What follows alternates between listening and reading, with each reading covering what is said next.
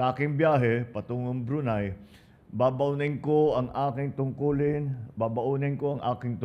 at pangako na lalo pang palakasin at ang ating pagkakaibigan at pagtutulungan ng ating bansa sa ibang bansa kagaya ng Brunei Darussalam.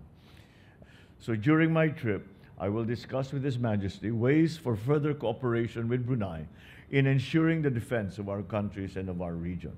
We will sign the Philippines-Brunei Darussalam MOU on tourism cooperation. And through this MOU, we hope to entice and attract Bruneian tourists to explore the Philippines.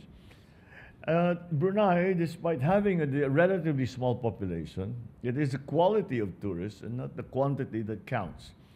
I am confident that our partnership with Brunei in these important sectors will further bolster our political, economic, and people-to-people ties. Tomorrow, I will engage the business communities in the Sultanate and highlight the Philippines as one of the fastest-growing economies of Asia, best as a good choice for investments.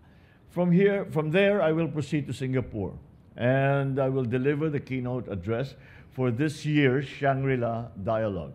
My visit to Singapore is part of a series of high-level exchanges between Philippines and Singapore, which began at the start of the year.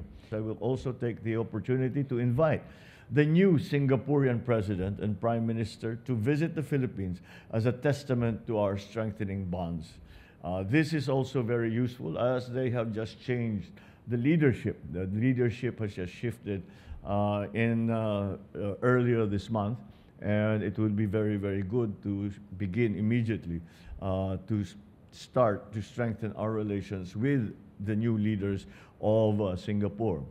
Hangad ko po na sa aking pag-uwi dito ay may hatid kaming pasalubong na magandang balita mula sa aming pagbisita sa Brunei at sa Singapore.